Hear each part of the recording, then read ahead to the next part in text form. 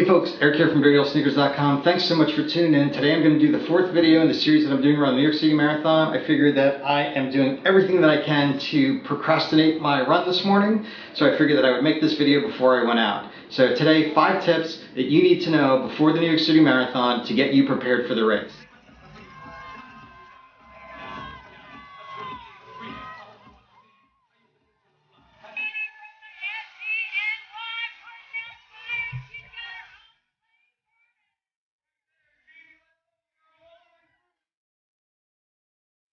If you want gear reviews, race reviews, or anything endurance sports related, you like videos like that, I'm your guy. Please smash that subscribe button, but more importantly, the bell next to it so you get notified when I put new videos up every week. If you're coming to New York City with other runners or kids or anybody that can run a 5K, I highly recommend signing up for the Abbott Race to the Finish the day before the race. This race takes you from the United Nations headquarters across 42nd Street, up 6th Avenue, into Central Park, and you actually cross the finish line of the New York City Marathon. It's great because it's a 5K, it's relatively flat, there's a couple of bumps along the way, there's a lot of downhills, you're going to run past the United Nations where you start, you're going to go by the New York City Library, you're going to go by Grand Central Terminal, Radio City Music Hall, Central Park, and then the finish line. It's a great way to see some great iconic places in New York City. It's also a fun way to get other folks involved in the race if they're not running the marathon. As of today, September 21st, it's still open. It's not sold out, so there's plenty of time to sign up.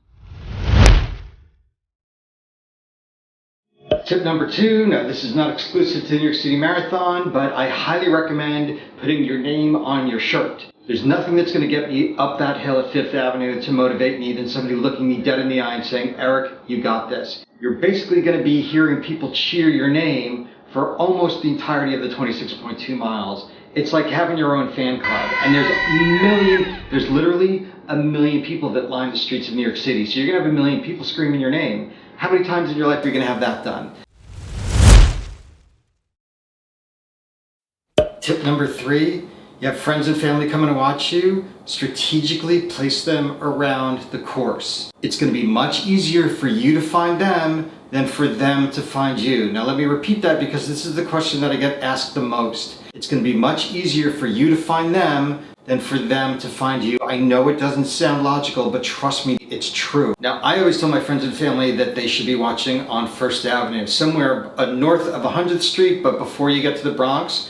Why do I do that? Because after they see me, they can walk west a few blocks, go to 5th Avenue, and then they'll catch me as I'm coming out of the Bronx. And there's always plenty of time for them to get from 1st Avenue over to 5th Avenue by the time I circle up and around the Bronx. Now, tip number 4, what to wear. This is another thing that I get asked all the time. Keep in mind that this is the Northeast in the fall, and it can be anywhere from really hot and humid to really cold and rainy. But you're not going to know, regardless of how much you obsessively check the weather in the weeks leading up to the race. So here's what I do. In the 9 years that I've run the race, I've always worn shorts and a tech shirt as my base layers.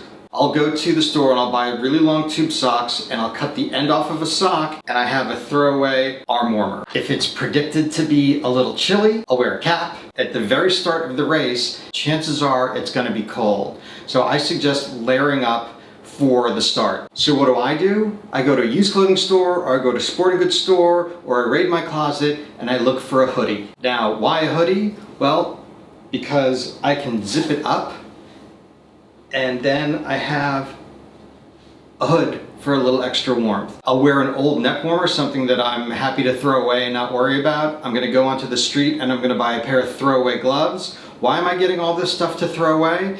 Because if I get hot during the race, I wanna be able to shed the clothes and not worry about, oh, this is a pair of gloves that I really like, I wanna carry them with me till the end. Or this is a neck warmer that I really like, I wanna carry it with me till the end. I wanna have my hands completely unencumbered during the race. And if it's going to be super cold,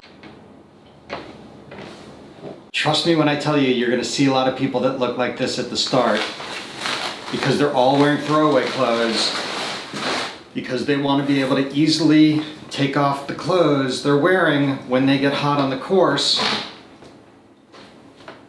and just continue to run.